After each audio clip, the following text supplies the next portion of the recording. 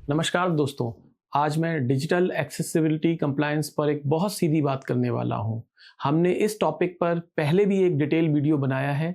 उसमें हमने समझाया था कि कैसे IAAP की वेबसाइट और सेबी की वेबसाइट खुद ही पूरी तरीके से डिजिटल एक्सेसिबिलिटी कंप्लायंट नहीं है। अगर आपने वो वीडियो नहीं देखा है तो ज़रूर देखिए। आज मैं कुछ और गंभीर बातें जोड़ना चाहता हूँ। सबसे पहले एक बड़ा पॉइंट, सेबी ने ऑडिटर अपॉइंटमेंट वाला क्लॉज हटा दिया है 14 दिसंबर को। क्यों? क्योंकि सेबी को समझ में आ गया कि मार्केट में IAP सर्टिफाइड ऑडिटर करने वाले लोग ही नहीं मिल रहे हैं। लेकिन हैरानी देखिए, क्लॉज हटा दिया है ऑडिटर अपॉइंटमेंट का, लेकिन फिर भी ऑडिट उन्हीं से कराना है। जब ऑडिटर ही नहीं मिल रहे हैं तो फिर उसी सर्टिफिकेशन पर इंसिस्ट क्यों? ये बात समझ से परे है। अब मैं आपको अपना एक्सपीरियंस बता रहा हूँ। मैंने IAP का एग्ज़ाम दिया, 15,000 की फीस पे की, 800 में 543 नंबर आए, यानी लगभग 67%, और मैं फेल हो गया। मैं मानता हूँ मैंने अच्छी तैयारी नहीं की और ये मेरी कमी थी, लेकिन असली मुद्दा ये नहीं है, मुद्दा सिस्टम का है।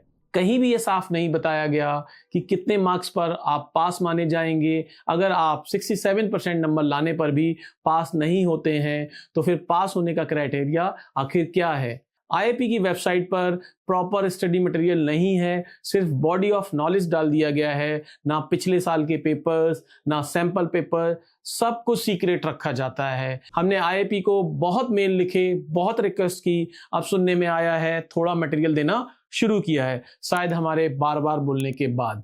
IAP की वेबसाइट पर कई ट्रेनिंग इंस्टीट्यूट्स के कॉन्टैक्ट दिए गए हैं। उनकी कोर्स ट्रेनिंग फीस देखिए, इतनी भारी भरकम फीस देखकर आप भाग ही जाएंगे। मतलब एग्जाम की फीस अलग, ट्रेनिंग की फीस अलग। ये सिस्टम क्या प्रैक्टिकल है? मैंने IAP से सीधा सवाल पूछा।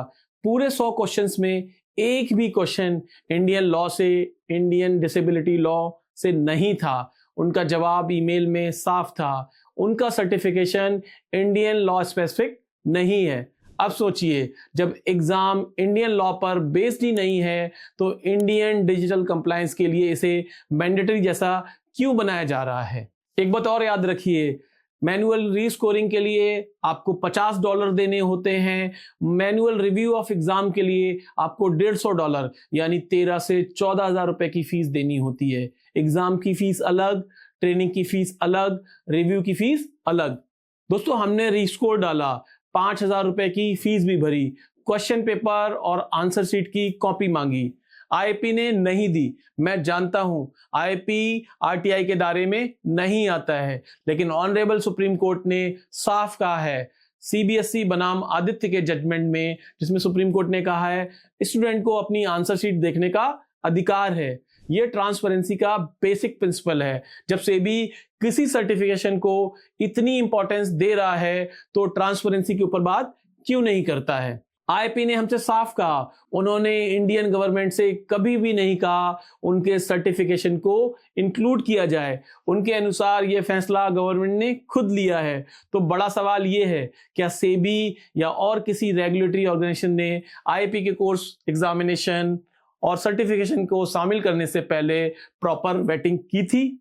क्या उसका डिटेल्ड रिव्यू हुआ था? और क्या उसकी फिजिबिलिटी रिपोर्ट हुई थी? अगर हुई थी तो उसकी रिपोर्ट कहां है? IAP ने यह भी कहा, इंडियन गवर्नमेंट ने उनसे कभी नहीं कहा कि सिपैक सर्टिफिकेशन को इंडिया स्पेसिफिक बनाया जाए। तो क्या इसका मतलब है कि हम सिपैक जैसे कोर्स को बिना अपनी जरूरतों को समझे ब्लाइंडली फॉलो कर रहे हैं? जब हमारा अपना कानून है, हमारा रेगुलेटरी फ्रेमवर्क है, तो फिर कोर्स और सर्टिफिकेशन भी हमारी जरूरतों के हिसाब से होना चाहिए या नहीं? हमें बहुत सारे investment adviser, research analyst, brokers के फोन आए, सब परेशान हैं। सेबी ने इस टॉपिक पर एक वेबिनार भी किया था। उस मीटिंग की रिकॉर्डिंग सेबी के पास होगी। उसमें बड़े बड़े इंटरमीडिएट्स के ऑफिसर ने साफ कहा था ये कंप्लायंस प्रैक्टिकली बहुत कठिन है।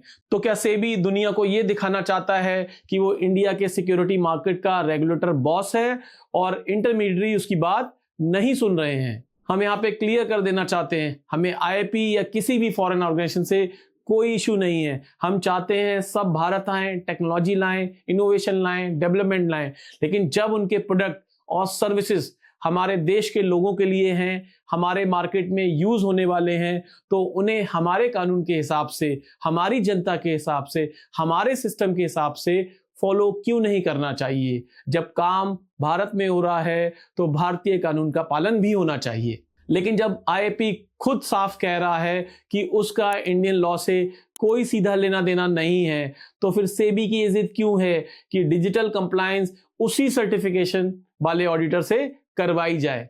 दोस्तों, इंडिया में टैलेंट की कमी नहीं है। हमारे डॉक्टर्स दुनिया में नाम कमा रहे हैं, इंजीनियर्स ग्लोबल लेवल पर हैं, लॉयर्स, सीएस सब टॉप क्लास रिस्पेक्टेड हैं।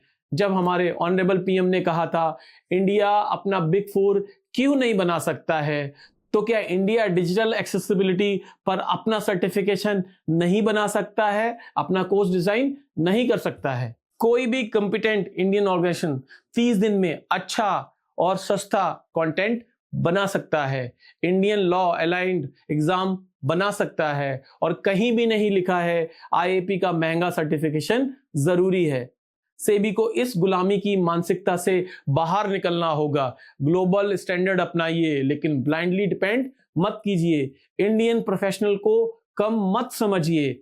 हम किस दिशा में जा रहे हैं ये सोचने की जरूरत है। दोस्तों, 31 मार्च की डेडलाइन आ रही है। सेबी की सारी इंटरमीडिएट्स को डिजिटल एक्सेसिबिलिटी कंप्लायंस करना है, लेकिन उन्हें पता ही नहीं है ये डिजिटल कंप्लायंस करने वाले ऑडिटर्स कहाँ है। सेबी को जल्द ही इस पे ध्यान देने की जरूरत है। जब सेबी को यह समझ में नहीं आ रहा है तो आईएपी पे हमारा सीधा कोई कंट्रोल नहीं है, लेकिन सवाल उठाना हमारा अधिकार है। हम भी एक्सेसिबल इंडिया चाहते हैं, लेकिन सेल्फ रिस्पेक्ट वाला इंडिया भी चाहते हैं। सोचिए। नमस्कार।